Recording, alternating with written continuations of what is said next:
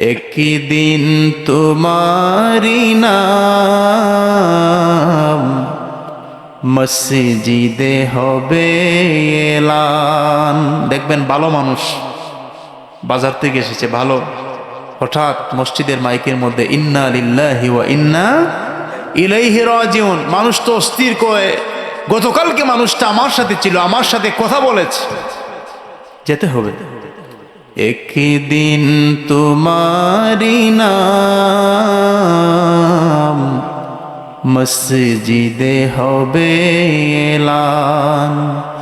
তৈরি থেকো, তৈরি রেখো, কবরের মাল সামান। একদিন বলেন তোমারি নাম মসজিদে হবে এলান। একদিন তোমারি নাম মসজিদে হবে। যেন আল্লাহ বড় মহব্বত করে আমাদেরকে তৈরি করেছেন, কথা কোন ঠিক কিনা? আল্লাহ মহব্বত করে তৈরি করে যেমন আদেশ দিয়েছেন আল্লাহ, ঠিক সেইভাবে নিষেধও আমাদেরকে করেছেন। আমার নবীজি যখন কবরের আলোচনা আমার নবীজি করতেন, সাহাবাই কেরাম অস্থির হয়ে তারা কান্নাকাটি করতেন, যেন তাদের দাড়িগুলা ভিজে ভিজে চপ চপ করে পানিগুলা জমিনের মধ্যে পড়ে যেত। হযরতে ওসমান রাদিয়াল্লাহু তাআলা আনহুকে জিজ্ঞাসা করা হলো, ওসমান, আল্লাহর প্রিয় নবী যখন কবরে আলোচনা করেন আপনার চোখ থেকে এমন ভাবে পানিগুলা বের হয়, দাড়িগুলা ভিজে ভিজে চপ চপ করে পানিগুলা জমিনের মধ্যে পড়ে যায়, যখন আল্লাহর নবী হাসরের ময়দানের আলোচনা করেন আপনি তো এইরকম কান্নাকাটি করেন না, তার কারণটা কি? হযরত ওসমান রাদিয়াল্লাহু তাআলা আনহু বললেন, তার কারণ হলো কবর হচ্ছে এমন একটা মঞ্জিল, কবর হলো এমন একটা জায়গা, ওই কবরের মধ্যে যদি কোনো মানুষ পরিত্রাণ পায়, কোনো মানুষ মুক্তি পেয়ে যায়, তাহলে হাসর নসর সব গাট্টা সহজ হয়ে যায়। আর যে মানুষের কবরটা কষ্টের হয়ে যায়, ওই মানুষের হাসর নসর সবগুলা কষ্টের হয়ে যায়। তো আমরা যখন কবরের পাশ দিয়ে যাই, দেখবেন একটি ভারের জন্য আমরা তাদেরকে মনে করি না, কথা কোন ঠিক কিনা? মনে করি উনি চলে গেছেন, আমার মনে হয় আর যাওয়া লাগবে না, বাবা চলে গেছেন, দাদা চলে গেছেন, আমি আর মনে হয় যাব না। না, কথা কিন্তু এরকম না। আপনি যখন জানাজার নামাজ পড়েন, প্রত্যেকটা জানাজার নামাজ আপনাকে একটা জানান দেয়, আপনাকে একটা উপদেশ দেয়, আপনাকে একটা নির্দেশনা দেয়। সেটা হচ্ছে আল্লাহর গোলাম, আজকে তুমি তোমার এলাকার মুরব্বীর জানাজার নামাজ পড়ো, আজকে তুমি তোমার বাবার জানাজার নামাজ পড়ো, তুমি তোমার ভাইয়ের জানাজার নামাজ পড়ো। টুডে এন্ড টুমোরো মানুষ তোমারও জানাজার নামাজ পড়বে, কথা কোন ঠিক না? কিন্তু আমরা তো এই শিক্ষা আমরা নিতে পারি না। আমরা মনে করি জাস্ট ফর্মালিটি মেনটেন, একজনের জানাজার নামাজ পড়লাম, নামাজটা পড়ে চলে আসলাম, বাস এতটুকুই শেষ না। আপনি যখন জানাজার নামাজ পড়বেন, আপনার মনে এই কনসেপ্ট, এই ধারণা আপনি নিয়ে আসবেন যে আজকে আল্লাহর ওই বান্দার পৃথিবীর সফর শেষ হয়েছে, ঠিক এইভাবে মসজিদের মাইকে আমার নামটাও এলান করা হবে। হবে কিনা একটা আওয়াজ দিয়ে বলেন? আদেশ নিষেধ শুধুমাত্র আমাদের উপরে নয়। যদি আপনাদেরকে বলা হয় যে আমাদের সবচেয়ে প্রাচীন এবং পুরাতন ঠিকানার নাম কি, আপনারা কি বলবেন? সেটা হলো জান্নাত না জাহান্নাম? আওয়াজ দেন, কোন জায়গা? জান্নাত। তো সেই পুরাতন জায়গায় আল্লাহ রাব্বুল আলামিন আমাদের আব্বা এবং আম্মাকে তিনি রেখেছিলেন। বাবা ছিলেন হযরতে আদম আলাইহিস সালাম, মা ছিলেন হযরতে হাওয়া আলাইহিস সালাম। আমি মা হাওয়া আলাইহিস সালামের জিয়ারত করেছি। আমার সাথে আমার উস্তাজুল মুকাররম হযরত মাওলানা মুফতি শিহাবুদ্দিন আলীপুর হুজুর ছিলেন জেদ্দায়। আপনারা তো অনেকে উমরা সফর করেন, মক্কা মদিনায় যান। মক্কা থেকে তো জেদ্দা 1 ঘন্টা বা 1 ঘন্টা 20 মিনিটের রাস্তা। তো আপনারা চাইলেও জিয়ারত করতে পারেন। লম্বা কবর আমাদের মায়ের, জোরে বলুন না সুবহানাল্লাহ। তো আল্লাহ পাক যখন মানুষ তৈরি করবেন, তৈরি করার পূর্বে আল্লাহ পাক বলছেন, ফেরেশতারা আমি মানুষ জাতি তৈরি করব, আমাদের বাবাকে তৈরি করব। ফেরেশতারা বলছে, রব, এরা পৃথিবীতে গিয়ে মারামারি, কাটাকাটি, রাহাজানি, লুটপাট, হানাহানি, দর্শন, বেবিচার, পাপ কাজ এগুলো করবে আল্লাহ। এর চেয়ে ভালো হয় ওয়া নাহনু নুসাব্বিহু বিহামদিকা ওয়া নুকাদ্দিসু লাক, আমরাই তো আপনার জিকির তাসবিহ তাহলিলের জন্য যথেষ্ট। আল্লাহ আল্লাহ বলছেন, ইন্নী আলামু মা লা তা'লামুন, আমি যা জানি তোমরা তা জানো না। তো আল্লাহ পাকের পরামর্শের উপরে ফেরেশতারা কথা বলেছে। আল্লাহ বলছেন মানুষ সৃষ্টি করবেন, ফেরেশতারা বলে আল্লাহ তারা মারামারি করবে। আল্লাহ পাক কি বললেন? আল্লাহ বলছেন আমার উপরে কথা। আল্লাহ ফেরেশতাদের উপরে একটু রাগ করলেন। কি করলেন? একটু আওয়াজ দিয়ে বলেন, একটু রাগ করলেন আল্লাহ পাক। এবার ফেরেশতারা মহান রব্বুল আলামিনের ডাকটা ভাঙানোর জন্য ফেরেশতারা আল্লাহ রব্বুল আলামিনের আরশে আজিমকে মাঝখানে রেখে তারা প্রদক্ষিণ করলেন, তাওয়াফ করলেন। ফেরেশতারা তাওয়াফ করলেন আর ক্ষমা প্রার্থনা করলেন আল্লাহ পাকের দরবারে। আল্লাহ রাব্বুল আলামিন কিছুক্ষণ পরে বললেন, ফেরেশতারা, আমি আল্লাহ পাক তোমাদেরকে ক্ষমা করে দিলাম, তোমাদেরকে মাফ করে দিলাম, কিন্তু তোমরা তো আমি আল্লাহ পাকের আরশ দেখেছো, আমার আরশ পেয়েছো, আরশকে তাওয়াফ করে তোমরা আমি আল্লাহ পাককে সন্তুষ্ট করেছো, আমাকে খুশি করেছো। এই পৃথিবীর মধ্যে তোমরা পৃথিবীর সেন্টারের মধ্যে এমন একটা ঘর তৈরি করো, যেই ঘরটা হবে আমি আল্লাহ পাকের ঘর, আমি রবের ঘর। আমার বান্দাগুলা যখন অন্যায় অপরাধ করবে, তোমরা যেরকম আরশকে তাওয়াফ করেছো, আমার বান্দাগুলা সেই বাইতুল্লাহকে তারা তাওয়াফ করবে। জুড়ে বলুন সুবহানাল্লাহ। বাইতুল্লাহ তাওয়াফ যারা করেছেন, এর মধ্যে একটা মজা আছে কিনা একটু আওয়াজে বলেন। হজরা করেছেন তো অনেকে, যে পৃথিবীতে কত ঘর, কত ধরনের কালার, কথা কোনটি কিনা, কত ধরনের কালার রয়েছে, কিন্তু বাইতুল্লাহর যে গিলাফটা কালো না সাদা, একটা আওয়াজ দিয়ে বলেন। তো কালো গিলাফটা যে হৃদয়ের মধ্যে এত তাসির, এত প্রভাব বিস্তার করে, যেমন চম্বক, চম্বকে কালো না সাদা, একটু আওয়াজ দেন না, কালো না সাদা। একটা চম্বক যেরকম আরেকটা চম্বককে দেখলে তাদের মধ্যে আকর্ষণ তৈরি হয়। যেই চোখ বাইতুল্লাহ দেখে, যেই চোখ মদিনা মুনাব্বরা দেখে, ওই চোখ আর ওই দিলের সাথে যেন চম্বকের মতো একটা কানেকশন হয়ে যায়। जिसने देखा वो मदीने जिंदगी में एक बार चुमने उनका कदम झुक रहा है बार बार। जुरे बोलूं सुभान अल्लाह। একবার দেখলে বারবার যাওয়ার জন্য মন চায়। তো আল্লাহ পাক আমাদের আব্বা এবং আম্মাকে তৈরি করে আল্লাহ প্রথমে আদেশ দিলেন। আমার কথাগুলো বোঝার চেষ্টা করবেন আমি কোন দিকে যাচ্ছি। আল্লাহ প্রথমে কি দিলেন? আদেশ দিলেন, ইয়া আদামুসকুন আনতা ওয়া যাওজুকাল জান্নাতা ওয়া কুলা মিনহা রাগাদান হাইসু শি'তুমা।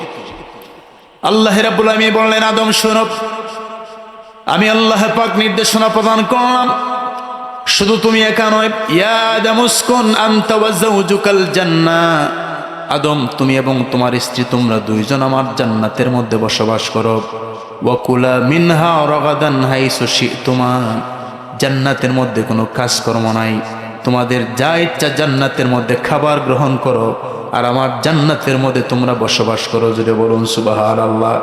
তাহলে আমাদের পুরাতন ঠিকানা জান্নাত না জাহান্নাম? একটু আওয়াজ দিয়ে বলেন, আওয়াজ দেন, জান্নাত না জাহান্নাম? জান্নাত।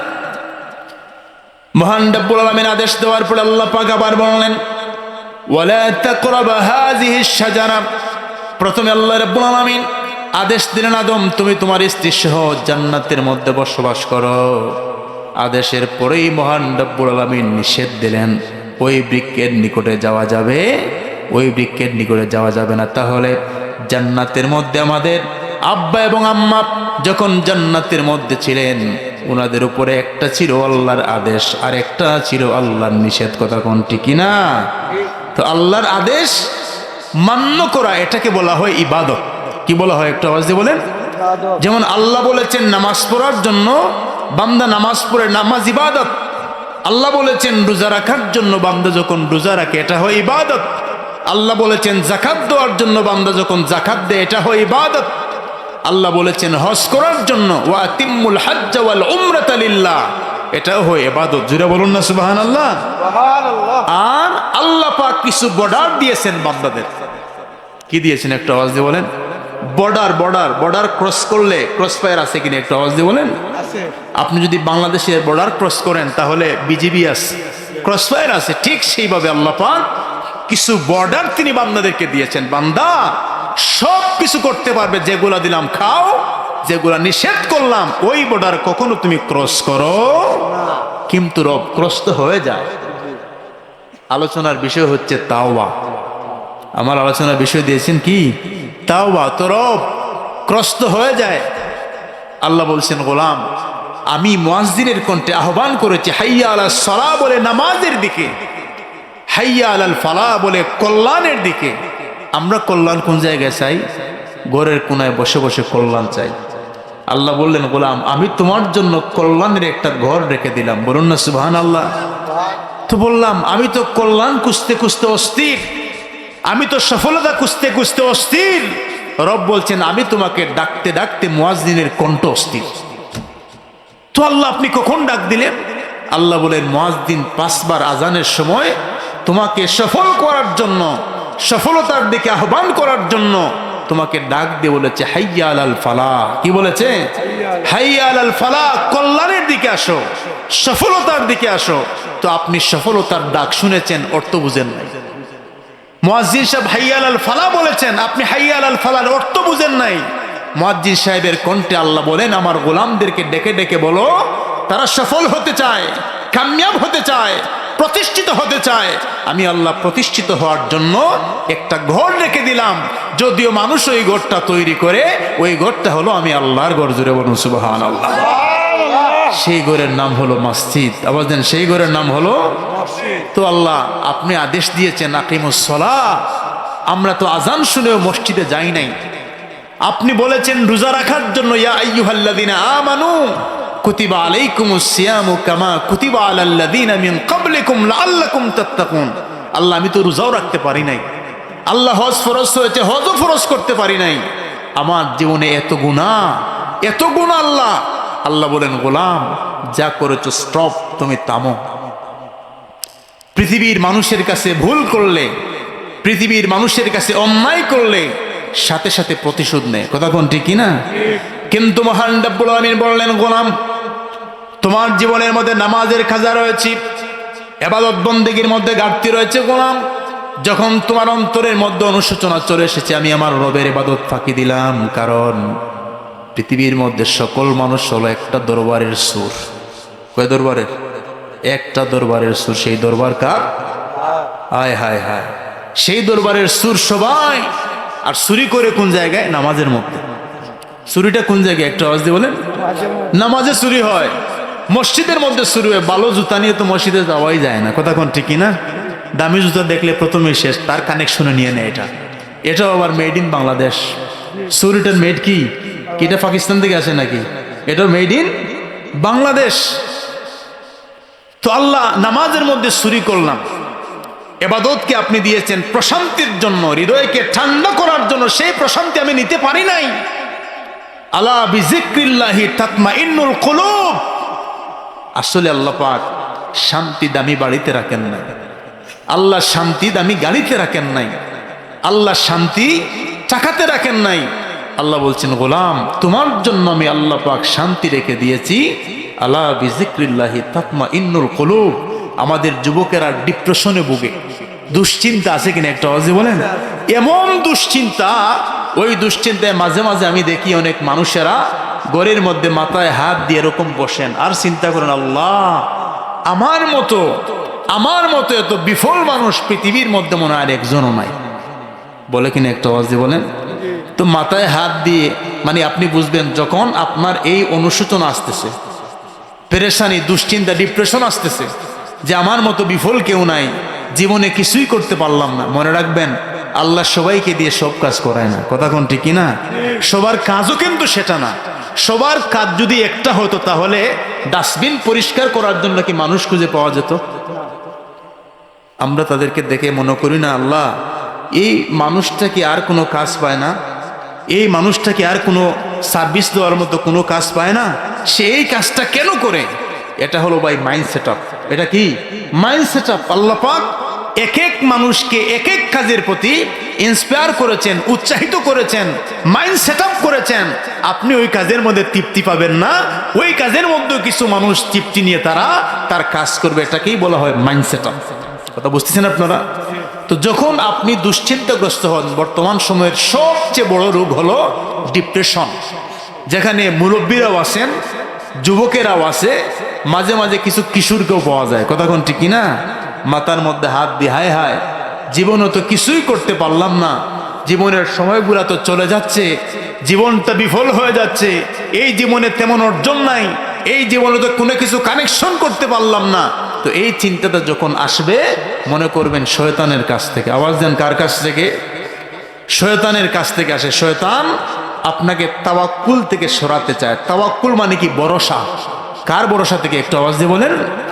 আল্লাহর ভরসা থেকে আপনাকে সরাতে চায়, আপনাকে পেরেশান করতে চায়, আপনাকে ডিপ্রেশনে বুয়াতে চায়। তখন আপনি কি কাজ করবেন? আপনি তখন কুরআনুল কারীমে আল্লাহ পাক কিছু আয়াত দিয়েছেন যে রিজিক নিয়ে চিন্তা করো। ওয়ামাই ইয়াত্তাকিল্লাহা ইয়াজআল লাহু মাখরাজা, তুমি তোমার রবের উপরে ভরসা রাখো, রবকে ভয় করো, আল্লাহ তোমার জন্য রিজিকের একটা দরজা খুলে দিবেন। সুবহানাল্লাহ বলেন। কারণ রিজিকের চাবি তো আমার হাতে নয়। ওয়ামা মিন দাব্বাতিন ফিল আরদি ইল্লা আলাল্লাহি রিজকুহা, আল্লাহ বলেন এই জগতের মধ্যে যত প্রাণী রয়েছে সবগুলার রিজিকের জিম্মাদারি হলো আমি আল্লাহর হাতে। বলুন সুবহানাল্লাহ। এখন এটা বলার পরে দেখবেন অন্তরে একটু আনন্দ আসতেছে। কথা কোন ঠিক কিনা? আবারও যদি আসে যে আমি হলাম সবচেয়ে বিফল মানুষ, আমার জীবনে সফলতা নাই, আমি একটা মন্ত্র, একটা কথা আপনাদেরকে শিখিয়ে দেই, আপনার মতো দামি মানুষ আর পৃথিবীতে নাই। আপনি তখন মনে করবেন, রব আমি কেমন দামি, আমি কেমন দামি, আমি কেমন দামি। আল্লাহ আমাকে তো আপনি ঈসা আলাইহিস ইসলামের উম্মত করে পাঠান নাই, আমাকে তো মুসা নবীর উম্মত করে পাঠান নাই, আমাকে তো ইব্রাহিম নবীর উম্মত করে পাঠান নাই, আমাকে এমন একজন নবীর উম্মত করে আপনি পাঠিয়েছেন, ওই নবী ততক্ষণ পর্যন্ত জান্নাতে যাবেন না যতক্ষণ পর্যন্ত আমি যাব না। জুড়ে বলুন সুবহানাল্লাহ। তখন বলেন ডিপ্রেশন আছে, দুশ্চিন্তা আছে, একটা দুশ্চিন্তা আছে যে আমার নবী আমাকে ছাড়া জান্নাতে যাবে না, অথচ আমি সারা দিনেও একবার নবীর উপরে দুরূদ পড়ি না। ডিপ্রেশন কমবে কিভাবে? এই যে আগের যুগের মুরব্বীরা, ওনাদেরকে জিজ্ঞাসা করেন আপনার যে আপনাদেরকে কোনো টেনশন ছিল পৃথিবী নিয়ে? কয়ে তেমন কোনো টেনশন ছিল না। তো সম্পদ কি ছিল? কয়ে 4-5টা গরু ছিল আর ক্ষেত খামারের কিছু জায়গা ছিল। কথা কোন ঠিক কিনা? এতে দ্যাটস এনাফ ইট, আমরা তাতেই সন্তুষ্ট ছিলাম। তো এখন এত কিছু হয়েছে, বাড়ি হয়েছে, গাড়ি হয়েছে, সব হয়েছে, তারপরও চিন্তা দূর হয় না। তার কারণ কি? তার কারণ হচ্ছে আমরা এমনভাবে ইমোশনালি ব্ল্যাকমেল হই, প্রত্যেকের অন্তরে অন্তরে একটা কম্পিটিশন চলে, একটা প্রতিযোগিতা চলে, সে আমার চেয়ে এগিয়ে যাচ্ছে। আগের যুগে ছিল ইবাদতের প্রতিযোগিতা। কথাগুলো বোঝার চেষ্টা করবেন, আমি বেশি লম্বা করব না। আগের যুগে ছিল ইবাদতের কম্পিটিশন, আর আমাদের এই সময় হয়েছে আপনার সম্পদের কম্পিটিশন। কথা কোন ঠিক কিনা? কে কার চেয়ে ধনী হতে পারে বেশি, কে কার চেয়ে সম্পদ বেশি অর্জন করতে পারে, এই যে প্রতিযোগিতা লেগেছে, এই প্রতিযোগিতায় চিন্তা করতে করতে করতে করতে হার্টস্ট্রোক করে, ব্রেন স্ট্রোক করে মানুষ আর দুশ্চিন্তায় নিজেও ভুগে, পরিবারকেও ভোগায়, ফলাফল হিসাবে শূন্য, কোনো কিছুই পাওয়া যায় না। কথা কোন ঠিক কিনা? এজন্য আমাদেরকে ফিরে আসতে হবে আল্লাহর কোরআনের কাছে এবং আমার নবীর সুন্নতের কাছে। যেটা বলুন সুবহানাল্লাহ। Go back to the universal book and the universal prophet. পৃথিবীতে যদি আমরা শান্তি পেতে হয়, আল্লাহর কোরআন এবং নবীর সুন্নতের বিকল্প কোনো কিছু আর পৃথিবীর মধ্যে নাই। এজন্য রাসূল করিম সাল্লাল্লাহু আলাইহি ওয়াসাল্লাম বললেন, উম্মত তোমরা ততক্ষণ পর্যন্ত পথভ্রষ্ট হবে না যতক্ষণ পর্যন্ত আল্লাহ পাকের কোরআন এবং আমি রাসূলের সুন্নাহকে তোমরা আঁকড়ে ধরে থাকবে। এবার আমরা কেন পথভ্রষ্ট হচ্ছি? গাইডলাইন হচ্ছে, আমাদের কোনো গাইডলাইন নাই। তার কারণ হলো আমরা কোরআনুল কারীম থেকে গাইড নেই না, আমরা রাসূলুল্লাহর সুন্নাতকে আমরা আদর্শ হিসাবে বেশি মানি, মুখে মুখে মানি কিন্তু আদর্শে আমরা মানি না। যদি আজকে বাংলাদেশের 100টা যুবককে যদি একত্রিত করা হয়, আপনি যদি 100টা যুবকের চুলের দিকে তাকান, দেখবেন একটারও স্টাইল আমার নবীর স্টাইল না। কথা কোন ঠিক কিনা? একটা যুবকের স্টাইল আমার নবীর চুলের স্টাইল নাই। তাদের চুলের স্টাইল হলো নেইমারের মতো, মেসির মতো, ক্রিস্টিয়ানো রোনালদোর মতো, ইহুদি খ্রিস্টানের মতো। কারণ তার মাথার মধ্যে এমনভাবে শয়তান ভর করেছে, নবীর আদর্শ সেলুনে গিয়ে তো সে একটিবারও বলে নাই যে আপনি এমন একটা আমাকে চুল কেটে দেন, এমন অবস্থায় যেভাবে আমার নবী চুল কেটেছেন। বাধ্য হতো সেলুনের কর্মচারীরা নবীর স্টাইলে চুল কাটা কিরকম সেটা জানার জন্য। কথা কোন ঠিক কিনা? কিন্তু একজন মুসলমানকে যদি বলা হয় আপনি বলেন তো আল্লাহ নবী কিরকম চুল রেখেছেন, আল্লাহ নবী কিরকম চুল কেটেছেন, আল্লাহ নবী কিরকম দাড়ি রেখেছেন, আল্লাহ নবীর পোশাকটা কেমন ছিল, আল্লাহ নবীর পছন্দটা কেমন ছিল, আল্লাহ নবী কি অপছন্দ করেছেন, আমাদের তালিকায় একটাও নাই। কথা কোন ঠিক কিনা? একটাও আমাদের তালিকায় নাই। আছে কি? আছে যেগুলা, এগুলা জাস্ট আমরা দেখে দেখে শিখি। আমরা নিজে একটাবারও স্টাডি করি না যে আমার নবীর আদর্শটা কেমন ছিল, আমার নবীর চরিত্রটা কেমন ছিল, আমার নবীর খাবারের তালিকায় কি ছিল। নবীর খাবারের তালিকা বাদ দিয়ে আপনি খেয়েছেন? নবীর খাবারের তালিকা ছিল এক বাগ খালি, এক বাগ ফানি, এক বাগ খানি। কথা বুঝতেছেন আপনারা? এক বাগ খালি, এক বাগ ফানি, এক বাগ খানি, 3 ভাগের 1 ভাগ ছিল খাবার। এখন আমাদের মানুষ যখন দাওয়াত পায় রাত্রিবেলা খাবার বাদ দেয় আগামীকাল দুপুরবেলা খাওয়ার জন্য। কথা কোন ঠিক কিনা? আর এই উল্টাপাল্টা খাওয়ার পরে শরীরও শেষ। কথা কোন ঠিক কিনা? এজন্য আমরা যদি সুন্নাহ পন্থায় আমাদের জীবনের সবগুলা করতাম তাহলে আমরা এত পেরেশানির মধ্যে পড়তাম না। তো সম্মানিত হাজিরিন, যেগুলা হয়ে গেছে এগুলা তো আর যদি আমরা চিন্তা করি তাহলে পেরেশানি সারা বলবেন যে হুজুর এসে আমাদেরকে আরো ডিপ্রেশনের মধ্যে ফেলে দিল। কথা কোন ঠিক কিনা? তো এগুলা থেকে ফিরে আসার জন্য আমাদেরকে আল্লাহ পাক একটা দরজা দিয়েছেন, একটা মাধ্যম দিয়েছেন, এটার নাম হলো তাওবা। আওয়াজ দেন, এটার নাম কি? তাওবা। তাওবা শব্দের অর্থ হচ্ছে ফিরে আসা। আওয়াজ দেন, তাওবা শব্দের অর্থ ফিরে আসা।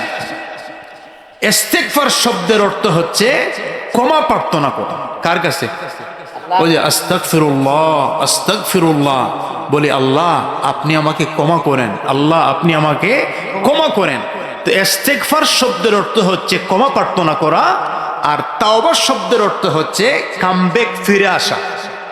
তো হুজুর আমি কোন জায়গা থেকে ফিরে আসব, কার কাছ থেকে ফিরে আসব? তাওবা অর্থ হচ্ছে গুনাহ থেকে ফিরে আপনি নেকির কাজের দিকে আসা, অসৎ সঙ্গী চেঞ্জ করে রহমানের দিকে আপনার জীবনকে দাবিত করে। জোরে বলুন সুবহানাল্লাহ। এজন্য মহান রব্বুল আলামিন কোরআনুল কারীমের মধ্যে বললেন, গোলাম ইয়া আইয়ুহাল্লাযীনা আমানু তুবু ইলাল্লাহি তাওবাতান নাসুহা। আল্লাহ পাক বলেন, ইমানদাররা তোমরা আমি আল্লাহ পাকের দরবারে তাওবা করো। কেমন তাওবা করো? বিলাইয়ের তাওবা নয়, আমি আল্লাহর দরবারে এমন তাওবা করো যেই তাওবা হলো তাওবাতুন নাসুহা। জোরে বলুন সুবহানাল্লাহ। তাওবায়ে নাসুহা বলা হয় এমন তাওবাকে যেই গুনাহের জন্য আপনি তাওবা করলেন, জীবনের সেকেন্ড টাইম ওই গুনার কাজে আর কোনোদিন যাওয়া হয়। আর কিছু কিছু তাওবা হলো আপনার বিলাইয়ের তাওবা। কিরকম জানেন? একটা বিলাইকে যদি আপনি রাত্রিবেলা ধরে দুধ কলা বাদ দিয়ে ভালো করে খাবার দিয়ে কানে কানে সারা রাত ওয়াজ করলেন যে বিলাই তোমাকে খুব মহব্বত করি, তোমাকে খুব ভালোবাসি, দুধ কলা দিয়ে তোমাকে প্রতিদিন রাত্রিবেলা খাওয়াবো, পাশের বাড়ির শাশির কড়াইয়ের মধ্যে গিয়ে মুখটা একটু আগামীকালকে লাগাবো না। সকাল যখন হবে বিলাই বলবে আপনার ওয়াজের জায়গায় আমার কাজ, আমার জায়গায় নসিহতে কাজ হবে না, নসিহতে কাজ হবে না। কারণ আল্লাহ তাকে সেই আকল, সেই জ্ঞান আল্লাহ পাক তাকে দেন নাই, কিন্তু মানুষকে তো আল্লাহ এই জ্ঞান দিয়েছেন। কথা কোন ঠিক না? মানুষ পাগল হলেও বুঝে গাড়ির নিচে পড়া যাবে না। বলেন তো অ্যাক্সিডেন্ট করে ভালো মানুষ না পাগল? এই যে করোনার সময় আমরা সবাই গড়েছিলাম, তো পাগলদেরকে কি কেউ গড়ে নিয়ে আসছে? একটা আওয়াজ দিয়ে বলেন তো। বাংলাদেশের একটা পাগলও কি মারা গেছে করোনায়? আওয়াজ দেন। বাংলাদেশে কি পাগল মানুষ বেশি অ্যাক্সিডেন্ট করে মারা যায় না সুস্থ মানুষ বেশি মারা যায়? সুস্থ মানুষ মারা যায়। তার কারণ কি? কারণ পাগলের সমস্ত ভরসা কার উপরে? একটু আওয়াজ দিয়ে বলেন। সে রাস্তায় তাকে ঠান্ডার দিন কম্বলও লাগে না, সম্বলও লাগে না, খেতাও লাগে না, কোনো কিছু লাগে না। যখন শেষ হয় ভরসাটা কার উপরে? একটু আওয়াজ দিয়ে বলেন। আর আমরা তো পুরো ভরসা দিতে পারি নাই, বিধায় আমাদেরকে আক্রমণ করে। কথা কোন ঠিক না? এজন্য আমরা ফিরে আসবো কার পথে? একটু আওয়াজ দিয়ে বলেন, আল্লাহর পথে। আল্লাহ রাব্বুল আলামিন বললেন, গোলাম আমি আল্লাহ পাক দুই শ্রেণীর মানুষকে বড্ড পছন্দ করি, ভালোবাসি। আল্লাহ পাক বলেন, ইন্নাল্লাহা ইউহিব্বুত তাওয়াবিন ওয়া ইউহিব্বুল মুতাতাহহিরিন। আল্লাহ পাক বললেন, গোলাম এই পৃথিবীতে যারা বেশি বেশি পবিত্রতা অর্জন করে আর যারা বেশি বেশি তাওবা করে, ওই তাওবাকারী বান্দাগুলাকে আমি আল্লাহ পাক বড্ড পছন্দ করি। বলুন সুবহানাল্লাহ। এমনও মানুষ আমাদের কাছে এসেছেন, আপনারা শুনলে আশ্চর্য হবেন, যে মানুষ আলেমুল আমাদেরকে দেখলে জীবনের সব কঠিন বাস্তবতাগুলা, দুঃখের কথাগুলো আমাদেরকে শেয়ার করেন। কথা কোন ঠিক কিনা? মহব্বতের কারণে। তো অনেক যুবক আসেন যে, হুজুর আমার জীবনে অনেক গুনাহ রয়েছে, আমার জীবনে অনেক অন্যায় রয়েছে, হুজুর আপনি কল্পনাও করতে পারবেন না এমন এমন গুনাহ আমার জীবনে রয়েছে, আমার জন্য কি আল্লাহ পাকের দরবারে তাওবার কোনো রাস্তা খোলা আছে? আমি বলি, ভাই নিরাশ হওয়ার কোনো কারণ নাই, পেরেশান হওয়ার কারণ নাই, ডিপ্রেশনে ভোগার কারণ নাই। কারণ আপনার রব হচ্ছেন এমন রব, আপনার আল্লাহ হচ্ছেন এমন আল্লাহ, আপনার গুনাহ কতটুকু হবে, আপনি কতটুকু গুনাহ করতে পারবেন। আল্লাহ পাক বলছেন, গোলাম লা তাকনাতু মির রাহমাতিল্লাহ, তোমার গুনাহ কখনো আমি আল্লাহ পাকের রহমতকে অতিক্রম করতে পারবে না। জুড়ে বলুন সুবহানাল্লাহ। তুমি যদি পুকুর পরিমাণ গুনাহ নিয়ে আল্লাহর কাছে হাজির হও তাওবার জন্য, আল্লাহ বলেন আমার কাছে দয়া রয়েছে নদী পরিমাণ। সুবহানাল্লাহ বলবেন না? তুমি যদি নদী পরিমাণ গুনাহ নিয়ে হাজির হও, রব বলেন আমার রহমত রয়েছে সমুদ্র পরিমাণ। তুমি যদি সমুদ্র পরিমাণ গুনাহ নিয়ে হাজির হও, রব বলেন আমার রহমত রয়েছে আকাশ পরিমাণ। তুমি আকাশ পরিমাণ গুনাহ নিয়ে হাজির হও, রব বলেন কখনো তোমার গুনাহ আমার রহমতকে অতিক্রম করতে পারবে না। আমার রহমত সব সময় বান্দা তোমার সামনেই থাকবে। জুড়ে বলুন সুবহানাল্লাহ। এজন্য আমরা তওবা করব কার কাছে? একটু আওয়াজ দিয়ে বলেন। ইস্তিগফার ক্ষমা চাইব কার কাছে? এজন্য হাদিস শরীফের মধ্যে এসেছে, আমার নবীজি রাসূল করিম সাল্লাল্লাহু আলাইহি ওয়াসাল্লাম, আমার প্রিয় নবীজি 70 বার তিনি প্রতিদিন ইস্তিগফার পাঠ করতেন। 70 বারের বেশি তিনি ইস্তিগফার পাঠ করতেন। নবীর জীবনে কোনো গুনাহ নাই, তারপরে আমার নবীজি 70 বারের বেশি নবীজি ইস্তিগফার করতেন। তার কারণ কি? রাসূল করিম সাল্লাল্লাহু আলাইহি ওয়াসাল্লাম ইস্তিগফার পাঠ করে তিনি উম্মতদেরকে উৎসাহিত করেছেন, উম্মত নবী যদি 70 বারের বেশি ইস্তিগফার পাঠ করেন তাহলে উম্মত কতবার করতে হবে আপনারা একটু সিদ্ধান্ত দেন। নবী যদি 70 বারের বেশি ইস্তিগফার পাঠ করেন, উম্মত কতবার পাঠ করবে? 100 তো বললে হবে না, কমসে কম 300 বার। কিন্তু আমাদের আমলের তালিকায় 300 বার কি আস্তাগফিরুল্লাহ আছে? 100 বার কি আমাদের আস্তাগফিরুল্লাহ আছে? একটু আওয়াজ দিয়ে বলেন। সারা দিন নয়, মাসে নয়, বছরেও কি একটিবার আমরা তাওবা করি? একটু আওয়াজ দিয়ে বলেন। আমাদের তাওবা কোন সময় জানেন? বাবার যখন কান করে না, কাম করে না, চোখে দেখে না, কথা শোনার মতো সেই শক্তি যখন নাই, তখন সন্তান দৌড় দেয় মসজিদের মধ্যে, হুজুর আমার আব্বা কিছুক্ষণের মধ্যে মনে হয় শেষ হয়ে যাবে, তাড়াতাড়ি আপনি আসেন, হুজুরকে নিয়ে বাড়িতে আসলেন। এখন হুজুর আপনার আব্বাকে যা বলে, আপনার আব্বা তো তা শুনে না। কথা কোন ঠিক কিনা? আপনার আব্বার কানও কাজ করে না, চুকও কাজ করে না। এখন হুজুর কি বলতেছেন শুনে না, তারপরেও আমরা বাধা দেই না, কারণ আল্লাহ কখন বান্দাকে কি রকম কবুল করেন, ক্ষমা করেন, সেটা তো আমরা জানি না। কথা কোন ঠিক কিনা? এখন আপনারা বলেন, যেই মানুষটা, কথা বোঝার চেষ্টা করবেন, তাওবা অর্থ হচ্ছে ফিরে আসা। তাওবা অর্থ কি?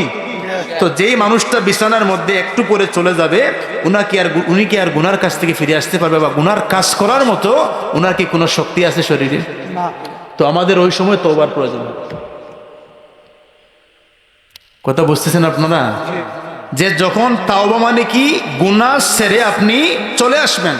তো যখন মানুষের গুনাহ করার ক্ষমতাই নাই, তাও তাওবা করবেন, ঠিক আছে, আমি এর বিপক্ষে না, কিন্তু তাওবা তো করা উচিত ছিল যখন আপনার কান কাজ করে, চোখ কাজ করে, হাত কাজ করে। কথা কোন ঠিক কিনা? ওই সময় সুস্থ শরীরে আপনি তাওবা করবেন। তাওবা করলে কি হয়? আল্লাহ পাক গুনাহ মাফ করে দেন। তাওবা করলে কি হয়? অন্তরের মধ্যে আল্লাহ পাক শান্তি দেন। ইস্তিগফার পড়লে কি হয়? আল্লাহ পাক আপনার দোয়া কবুল করেন। জোরে বলুন সুবহানাল্লাহ। এজন্য ভাইরা আমার, আমাদের জীবনের ইবাদতের তালিকায় আমরা কিছু কিছু আমল এড করতে হবে। এর মধ্যে একটা হলো ইস্তিগফার। একটা কি আওয়াজ দিয়ে বলেন?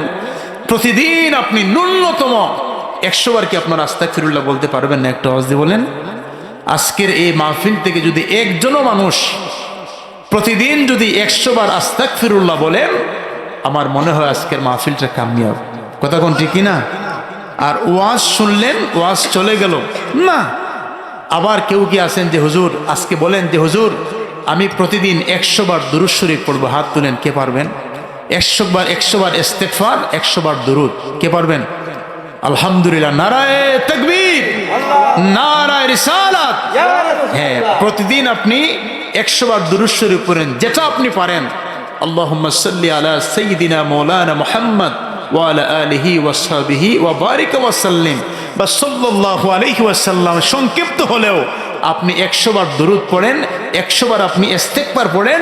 একদিকে দুরূদ, অপর দিকে ইস্তেগফার। দেখবেন যখন শুরু করবেন জীবনের এমন কোনো দোয়া থাকবে না যে এই দোয়া রব কবুল করবেন না। জোরে বলুন সুবহানাল্লাহ।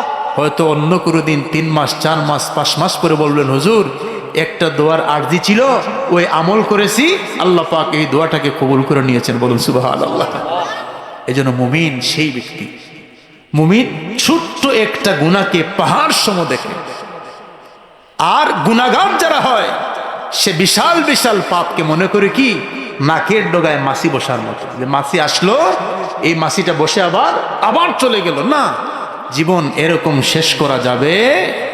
হাদিস শরীফের মধ্যে এসেছে, বনি ইসরাইলের একজন মানুষ, আমি খুব দ্রুত কথা বলতেছি কারণ সময় সংক্ষিপ্ত, সময় অনেক হয়ে গেছে, আপনাদের পরবর্তী আরেকজন বক্তা আছেন।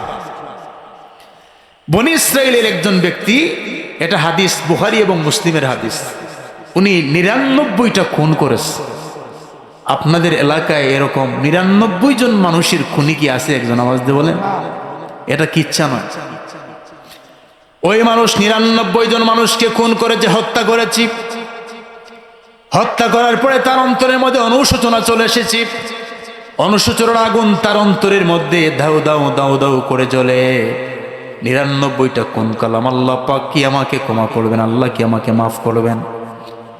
অন্তরের মধ্যে অনুশোচনা নিয়ে, অন্তরের মধ্যে পেরেশানি নিয়ে ওই ব্যক্তি একজন আবেদ জাহেদের কাছে গেল। ওই আবেদ বান্দাকে গিয়ে জিজ্ঞাসা করলো, আল্লাহর বান্দা, শুনেছি আপনি অনেক কিছু জানেন, আল্লাহওয়ালা মানুষ, আপনি বলেন আমার জীবনে আমি 99টা খুন করে ফেলেছি, হত্যা করে ফেলেছি, আপনি একটু বলেন আল্লাহ পাকের দরবারে আমার জন্য কি তাওবার কোনো রাস্তা খোলা আছে? আল্লাহ কি আমার তাওবা কবুল করবেন? ওই ব্যক্তি বলে 99টা খুন আমার জীবনে এরকম শুনি নাই, তোমার জন্য তাওবায় কোনো রাস্তা খোলা নাই, সবগুলা ব্লক হয়ে গেছে, বন্ধ হয়ে গেছে। ওই কথা শোনার সঙ্গে সঙ্গে ওই বনি ইসরাইলের মানুষটা মনে করলো 99টা খুন করলাম, তাওবার দরজা যেহেতু বন্ধ হয়ে গেছে, তাহলে তোমাকে দিয়ে 100 পূরণ করে নেই। কথা বুঝছেন আপনারা? ওনাকে দিয়ে 100 পূরণ করে নিল। 100 পূরণ করার পরেও অন্তরের মধ্যে অনুশোচনার আগুন জ্বলে ধাউ ধাউ করে, আল্লাহ পাক কি আমাকে ক্ষমা করবেন? রবের দরবারে তো আমি আমার জীবনের সবকিছুর জবাবদিহিতা করতে হবে। এই চিন্তা করে সে যখন আরেকজন আল্লাহর ওলির বাড়িতে যাত্রা শুরু করলো, দৌড়াতে দৌড়াতে দৌড়াতে দৌড়াতে ওই আল্লাহর ওলির বাড়ির কাছে যখন চলে গেল, আল্লাহ পাক আজরাইলকে পাঠিয়ে তার জীবনকে শেষ করে দিলেন। সে ইন্তেকাল করলো, মৃত্যুবরণ করলো।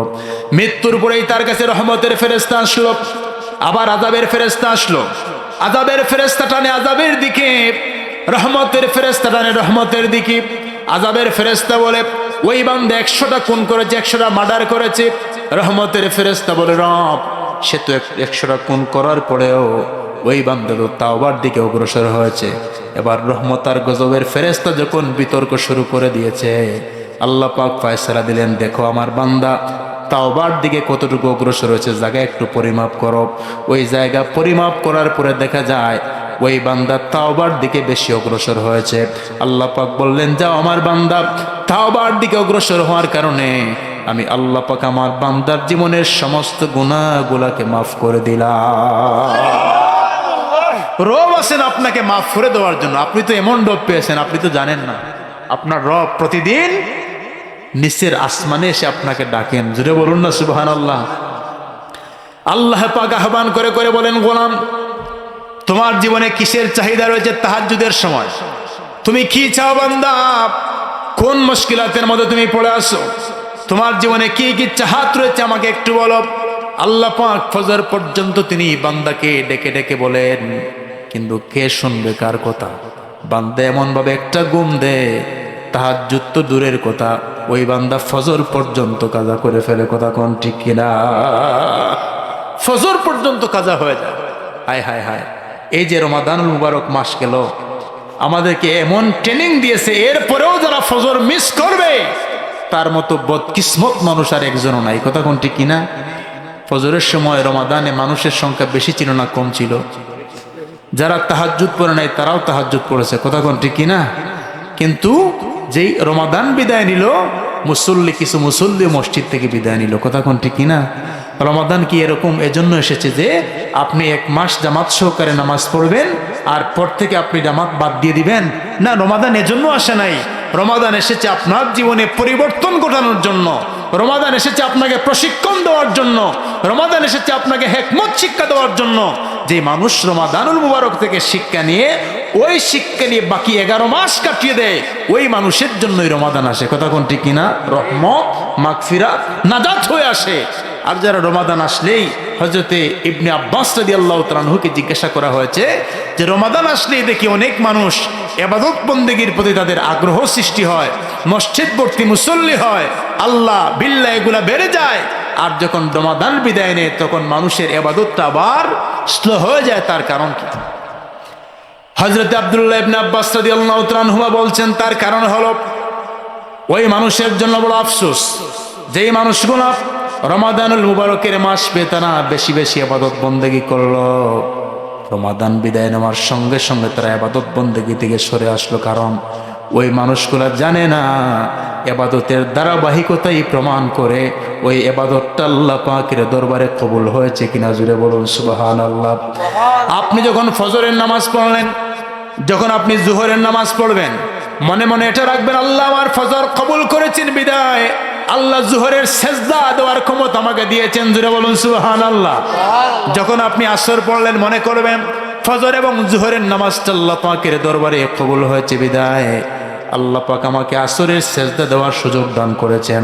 যখন মাগরিবের সেজদা দিবেন এরকম ফিল অন্তরের মধ্যে নিয়ে আসবেন।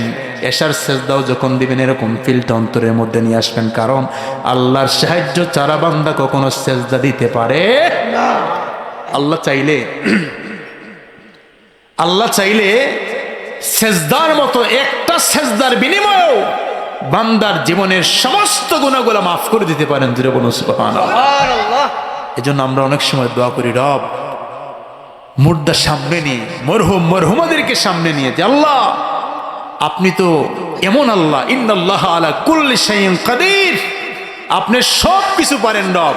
আল্লাহ আপনার বান্দার জীবনে অনেক আল্লাহ আল্লাহ জিকির রয়েছে, আপনার বান্দার জীবনে অনেক নামাজ রয়েছে, আপনার বান্দার জীবনে অনেক রোজা রয়েছে, আপনার বান্দার জীবনে অনেক সেজদা রয়েছে, আপনার বান্দার জীবনে অনেক রুকু রয়েছে, আপনার বান্দার জীবনে অনেক দান রয়েছে। রব যেই সেজদাটা আপনার দরবারে সেজদার মতো কবুল হয়েছে, ওই সেজদা দিয়েও তো আপনি চাইলে আপনার বান্দার জীবনের গুনাহ মাফ করে দিতে পারেন। জুড়ে বলুন না সুবহানাল্লাহ। এজন্য এই যে সেজদাগুলা, রুকুগুলা, এগুলা সাধারণ নয়, কিয়ামতের কঠিন ময়দানে এগুলা সুরত ধারণ করবে। জুড়ে বলুন সুবহানাল্লাহ। আপনাকে যখন জাহান্নামে টেনে নিয়ে যাওয়া হবে, আপনার সেজদা সুরত ধারণ করে ওই সেজদা চলে আসবে আপনার সামনে। রব ওই বান্দাকে আপনি জাহান্নামে দিতে পারবে না। কেন? ওই বান্দা বিনয় ও চিত্তে কুজুর সহিত আল্লাহ আপনাকে সেজদা দিয়েছে। জুড়ে বলুন সুবহানাল্লাহ। রুকু এসে বলবে, রব আমি ওই বান্দার রুকু, সে কুজুর সহিত সে রুকু দিয়েছে, আল্লাহ আজকে ওই বান্দাকে জাহান্নামে দিতে পারবেন না। রব আমরা আপনার দরবারে পানার দোয়া করি, রব তাকে আপনি জান্নাত দিয়ে দেন। জুড়ে বলুন সুবহানাল্লাহ। এই মাসে আরেকটা স্পেশাল আমল আছে। যারা ইমানদার মুমিন মানুষ তারা এরকম খুঁজে খুঁজে কোন মাসের কোন দামি আমল কি রকম। বলেন তো এই মাসের নামটা কি? মাহে শাওয়াল। আওয়াজ, মাহে শাওয়াল। তো শাওয়াল মাসের স্পেশাল একটা আমল, যারা রমাদান মুবারকের মধ্যে রোজা রেখেছেন, রমাদানের রোজার প্রতি একটা মহব্বত এসেছে কিনা একটা আওয়াজ দিয়ে বলেন তো। যখন শেষ রমাদান, আলা ফেরাকি শাহরি রমাদান, যখন ইমাম সাহেব খুতবায় বলেছেন আজকে রমাদান বিদায় নিচ্ছে, রহমতের মাস বিদায় নিচ্ছে, মাগফিরাতের মাস বিদায় নিচ্ছে, নাজাতের মাস বিদায় নিচ্ছে, তখন শেষ জুমাটায় আমাদের অন্তরের হাল কেমন ছিল যে আল্লাহ, মাঝে মাঝে 29টা রোজা না 30টা রোজা এরকম পেশ লাগে কিনা একটা আওয়াজ দিয়ে বলেন তো। যারা মুমিন তারা বলে 29-30 বুঝি না রব, 29-30 বুঝি না রব, রমজানে এত মজা পেয়েছি, রমজানে এত আনন্দ পেয়েছি, আল্লাহ রোজা রাখতে এত মজা, আল্লাহ 30ই হোক, জোরে বলুন না সুবহানাল্লাহ। তো যারা রোজা রেখেছেন রোজার প্রতি একটা আগ্রহ তৈরি হয়েছে, এজন্য আমার নবীজি আপনাদেরকে আবার দিয়েছেন মান সামা রমাদানা সুম্মা আতবাআহু সিত্তাম মিন শাওয়ালিন কানা কাসিয়ামিদ দাহর। আমার নবীজি বলেন যারা রমাদানুল মুবারকের রোজার পরে শাওয়াল মাসের 6টি রোজা রাখবে সে যেন পুরো বছর রোজা রাখলো, জোরে বলুন সুবহানাল্লাহ। আমাদের মা বোনেরা অনেক এগিয়ে আছে, এটা মা বোনেরা অনেক এগিয়ে আছে, আমরা পুরুষেরা অনেক পিছনে আছি। পুরুষ কে বলতে পারবেন যে হুজুর আমি 6টা রোজা কমপ্লিট করে ফেলেছি, মহিলাদের দেখেন কারো 4টা কারো 5টা হয়ে গেছে, কথা কোন ঠিকই না। এজন্য আমরা সবাই এই শাওয়ালের রোজা রাখার চেষ্টা করবো বলে ইনশাআল্লাহ। আমি 1 ঘন্টা বলেছিলাম আলোচনা করব, যেহেতু আপনাদের পরবর্তী বক্তা আছেন, ইনশাআল্লাহ যতটুকু আলোচনা হয়েছে আল্লাহ পাক যেন আমাদেরকে আমল করার তৌফিক দান করেন, জোরে বলুন আমিন।